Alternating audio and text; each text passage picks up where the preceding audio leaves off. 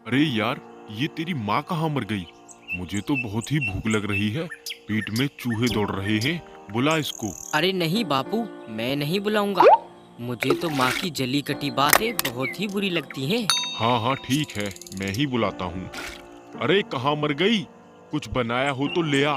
यहाँ पे बहुत भूख लगी है। उनकी आवाज सुनकर तभी वहां धर्मा की पत्नी आती है। क्या हुआ? क्यों गला फाड़ रहे हो? जब देखो चिल्लाते रहते हैं। चिल्लाना बता रही है? यहाँ हम दोनों को इतनी तेज भूख लगी है।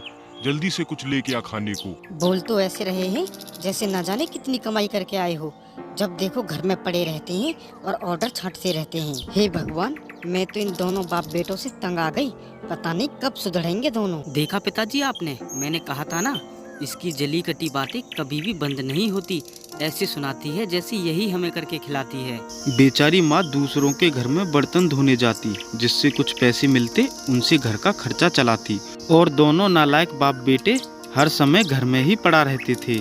माँ एक दिन बीमार पड़ गई और दोनों नालायक बाप बेटे दूर से ही खड़े खड़े देख रहे थे। अरे पिताजी, लगता है बुढ़िया बीमार हो गई है। अब इसे दवा कहाँ से दिलाएं? घर में तो एक फूटी कौड़ी भी नहीं है। अरे तुझे इसकी बीमारी की पड़ी है? मैं ये सोच रहा हूँ कि घर में खाना कौन बनाएगा। अब बाहर काम करने के लिए भी हमें ही जाना पड़ेगा। अरे बापू, पर हम दोनों को काम कौन देगा?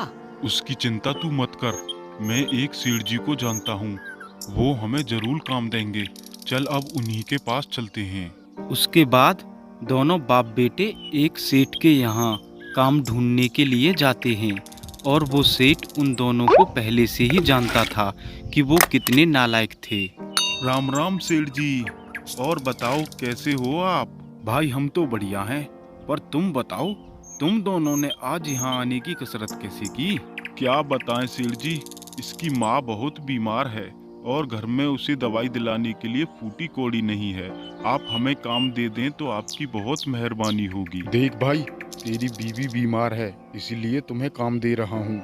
लेकिन मेरी बात हमेशा याद रखना, कोई भी उल्टा सीधा काम मत करना, वरना तुम दोनों को पुलिस के हवाले कर दूंगा। हाँ ठीक है सेठ जी, ठीक है।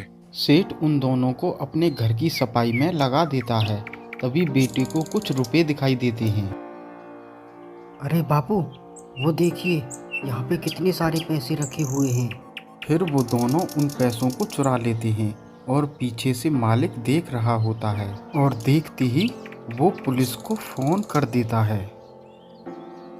मालिक, हमें माफ कर दीजिए, हमसे बहुत बड़ी भूल हो गई, आगे से ऐसे नहीं करेंगे।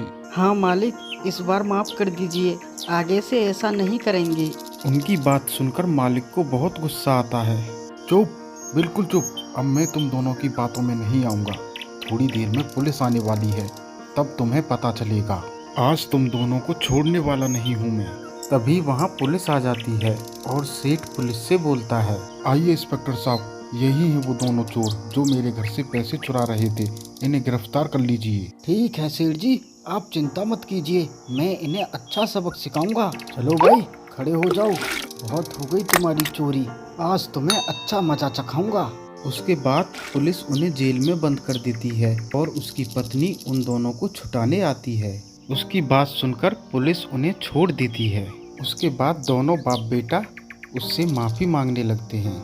मुझे माफ कर दो, मैंने तुम्हारा कितना दिल दुखाया। हाँ माँ, मुझे भी माफ कर दो, मैंने भी तुम्हारा बहुत दिल दुखाया है, पर आगे से ऐसा हम कुछ नहीं करेंगे।